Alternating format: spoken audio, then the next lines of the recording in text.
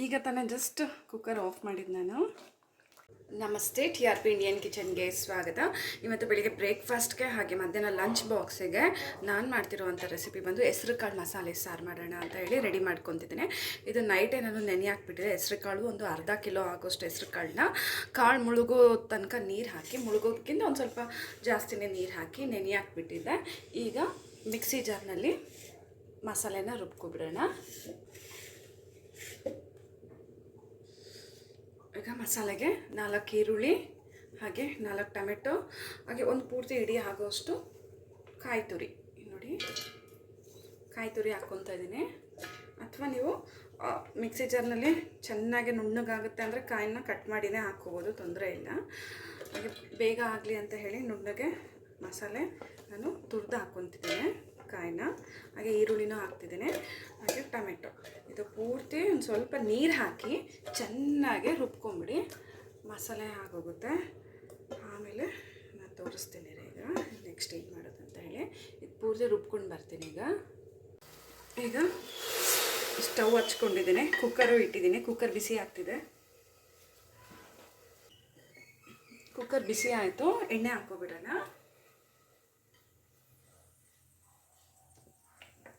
ಎಣ್ಣೆ ಎಷ್ಟು ಬೇಕೋ ಅಷ್ಟು ನೋಡಿ ಹಾಕ್ಕೊಡಿ. ಸ್ವಲ್ಪ ಎಣ್ಣೆ ಸಾಕು ಒಗ್ಗರಣೆಗೆ.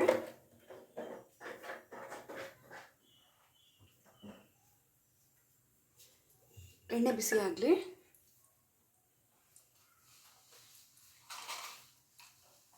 ಎಣ್ಣೆ ಬಿಸಿ ಆಗ್ತಿದ್ದಂಗೆ ಒಂದು 4 ಲವಂಗ ಹಾಕ್ತಿದ್ದೀನಿ. ಹಾಗೆ ಇದೊಂದು ಪೀಸ್ ಆಗೋಷ್ಟು ಚಕ್ಕೆ.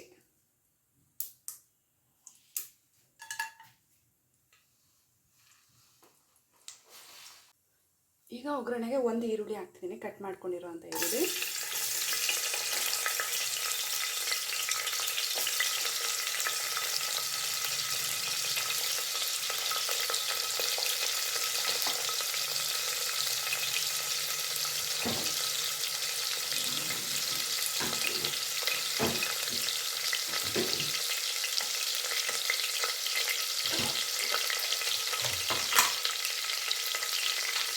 ಹಾಗೆ ಒಂದು ಸ್ವಲ್ಪ ಶುಂಠಿ ಬೆಳ್ಳುಳ್ಳಿ ಪೇಸ್ಟ್.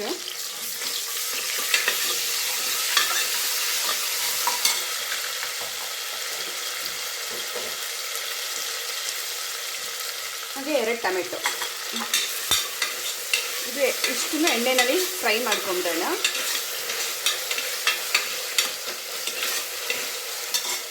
ಹಾಗೆ ನಾನು ಬದನೆಕಾಯಿ, ಆಲೂಗಡ್ಡೆನ ಕಟ್ ಮಾಡಿ ಎತ್ತಿಟ್ಕೊಂಡಿದ್ದೀನಿ, ಅದನ್ನು ಸಹ ಹಾಕ್ಕೊತಿದ್ದೀನಿ. ಈಗ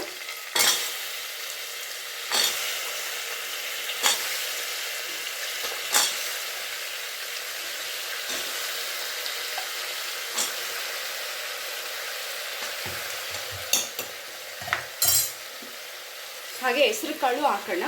ನಾವು ನೆನೆಸಿದ್ವಲ್ಲ, ಆ ನೀರನ್ನೆಲ್ಲ ತೆಗೆದು ಇನ್ನೂ 1-2 ಸತಿ ಇದನ್ನು ಚೆನ್ನಾಗಿ ತೊಳೆದು ಮತ್ತೆ ಹಾಕಬೇಕು.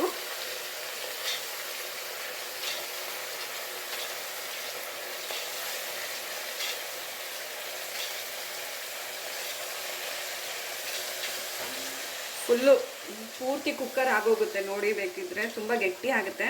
ಆಮೇಲೆ ಇನ್ನೊಂದು ಪಾತ್ರೆಗೆ ಶಿಫ್ಟ್ ಮಾಡಬೇಕು, ಮಾಡಿ ಆಮೇಲೆ ಕುದಿಯೋಕೆ ಇಡಬೇಕು. ಯಾಕಂದರೆ ಕುಕ್ಕರು ಚಿಕ್ಕದಿದೆ ಅಲ್ಲ, ಕಾಳು ಜಾಸ್ತಿನೇ ಇದೆ, ಹಾಗಾಗಿ ಸಾರು ಫುಲ್ ಆಗುತ್ತೆ.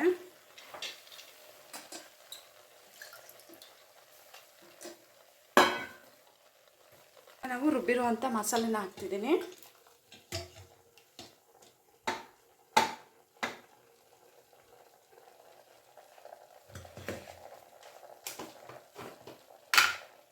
ಹಾಗೆ ಒಂದು ಪೂರ್ತಿ ಸ್ಪೂನ್ ಆಗೋಷ್ಟು ಧನಿಯಾ ಪುಡಿ,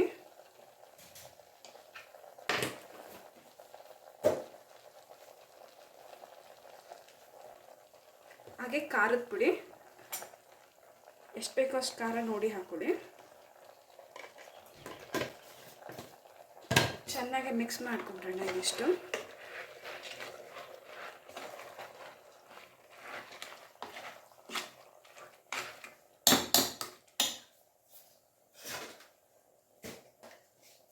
ಹೇಗೆ ರುಚಿಗೆ ತಕ್ಕಷ್ಟು ಉಪ್ಪು ಹಾಕ್ಬಿಡೋಣ. ಉಪ್ಪು ನೋಡಿ ಹಾಕ್ಬಿಡಿ, ಎಷ್ಟು ಬೇಕೋ ಅಷ್ಟು.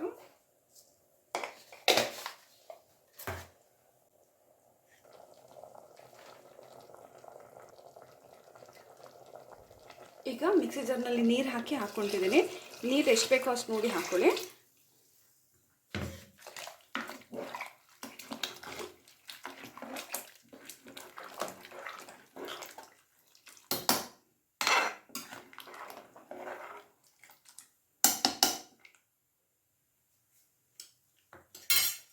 ನಾನು ಇನ್ನೂ ಒಂದು ಸ್ವಲ್ಪ ನೀರು ಹಾಕ್ತಿದ್ದೀನಿ. ನೀರು ಹಾಕಿದ್ದೀನಿ ನೋಡಿ. ಕಾಳು ಬೆಂದ ಮೇಲೆ ಗಟ್ಟಿ ಆಗುತ್ತೆ ಸಾರಿದು, ನೋಡ್ಕೋಬೋದು.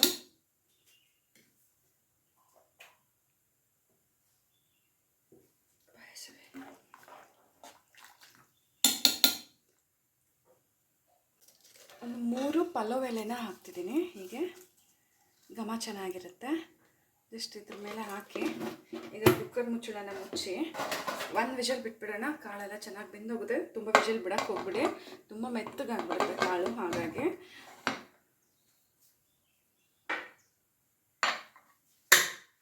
ಆಯಿತು, 1 ವಿಷಲ್ ಬಿಡೋಣ. ಹಾಗೆ ನಾನು ಬೆಳಿಗ್ಗೆ ನಾಷ್ಟಕ್ಕೆ ಇಡ್ಲಿ ಮಾಡ್ತಿದ್ದೀನಿ. ಮಧ್ಯಾಹ್ನ ಬಾಕ್ಸಿಗೆ ಅನ್ನ ಹಾಗೆ ಈ ಸಾರು ತುಂಬಾ ಚೆನ್ನಾಗಿರುತ್ತೆ. ಇಡ್ಲಿಗೆ, ದೋಸೆಗೆ, ಚಪಾತಿಗೆ, ಅನ್ನಕ್ಕೆ, ಮುದ್ದೆಗೆ ಎಲ್ಲ ನೀವು ತುಂಬ ಚೆನ್ನಾಗಿರುತ್ತೆ ಈ ಥರ ಸಾರನ್ನ ಮಾಡ್ಕೊಂಬಿಟ್ರೆ. ಓಕೆನಾ?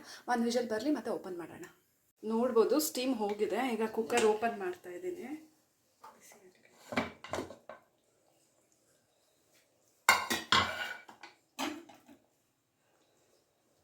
ಈಗ ತಾನೇ ಜಸ್ಟ್ ಕುಕ್ಕರ್ ಆಫ್ ಮಾಡಿದ್ದು ನಾನು. ಮೀನ್ಸ್ ಒಂದು ಸ್ವಲ್ಪ ಹೊತ್ತು ಆಯಿತು ಆಫ್ ಮಾಡಿ. ಮತ್ತು ಸ್ಟೀಮ್ ಇತ್ತಲ್ಲ, ಸ್ಟೀಮ್ ಒಂದು ಸ್ವಲ್ಪ ತೆಗೆದುಬಿಟ್ಟೆ. ಯಾಕಂದರೆ ನೋಡಿ ಹೆಸರು ಕಾಳಿದೆಯಲ್ಲ ಚೆನ್ನಾಗಿ ಬೆಂದೋಗ್ಬಿಟ್ಟಿದೆ. ಸ್ಟೀಮ್ ತೆಗೆದುಬಿಡಿ. 1 ವಿಷಲ್ ಬಿಟ್ಟು ಒಂದು ಸ್ವಲ್ಪ ಹೊತ್ತಾದಮೇಲೆ ಒಂದು 2 ನಿಮಿಷ ಆಗ್ತಿದ್ದಂಗೆ ಸ್ಟೀಮ್ ತೆಗೆದುಬಿಡಬೇಕು. ಇಲ್ಲಾಂದರೆ ತುಂಬ ಬೆಂದೋಗ್ಬಿಡುತ್ತೆ ಹೆಸರು ಕಾಳು. ನೈಟೇ ಪೂರ್ತಿ ನೆನೆಸಿದ್ವಲ್ಲ, ಹಾಗಾಗಿ ನೋಡಿ ಇದು ಹೆಸರು ಕಾಳು ಸಾಂಬಾರು ಸೂಪರಾಗಿ ರೆಡಿ ಇದೆ. ಈಗ ನೋಡ್ಬೋದು, ಬೆಳಿಗ್ಗೆ ನಾಷ್ಟಕ್ಕೆ ಇಡ್ಲಿ ಅಂತ ಹೇಳಿದ್ನಲ್ಲ, ಸಾರು ರೆಡಿ ಇದೆ. ಸೂಪರಾಗಿದೆ ಮಾತ್ರ. ಈಗ ಬಾಕ್ಸಿಗೆ ಹಾಕ್ತಿದ್ದೀನಿ ಸಾರು. ನೋಡಿರಿ, ನಾನು ಹೇಳಿದ್ನೆಲ್ಲ ಗಟ್ಟಿ ಇದೆ. ಇದಕ್ಕೆ ಇನ್ನೂ ನೀವು ತಿಳಿಬೇಕಂದ್ರೆ ಇನ್ನೊಂದು ಸ್ವಲ್ಪ ನೀರು ಹಾಕಿ ಕುದಿಸ್ಕೋಬೋದು. ಅಥವಾ ನೀರು ಹಾಕುವಾಗ ಉಪ್ಪು ಖಾರ ಕಮ್ಮಿ ಇದೆ, ಬೇಕಾದ್ರೆ ಉಪ್ಪು ಖಾರನೂ ಹಾಕ್ಕೋಬೋದು. ನೋಡಿ, ಚಪಾತಿಗೆಲ್ಲ ಅಂದರೆ ಹೀಗೆ ಗಟ್ಟಿಯಾಗಿ ನೀವು ತಿನ್ಬೋದು.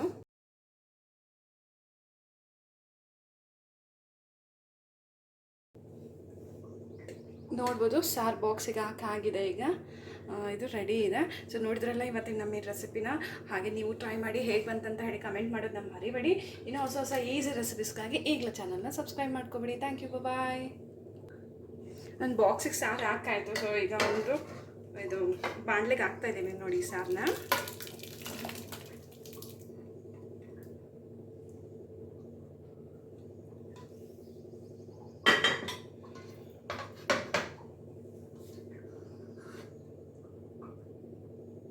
ನೋಡ್ಬೋದು ಹೆಸರು ಕಾಳು ಸಾರು ರೆಡಿ ಇದೆ. ಸೊ ಇದಕ್ಕೆ ಇನ್ನೊಂದು ಸ್ವಲ್ಪ ತೆಳು ಬೇಕಂದರೆ ನೀವು ಇನ್ನೊಂದು ಸ್ವಲ್ಪ ನೀರು ಹಾಕಿ ಚೆನ್ನಾಗಿ ಕುದಿಸ್ಕೋಬೋದು. ಆಯಿತಾ? ಓಕೆ, ಬಾಯ್.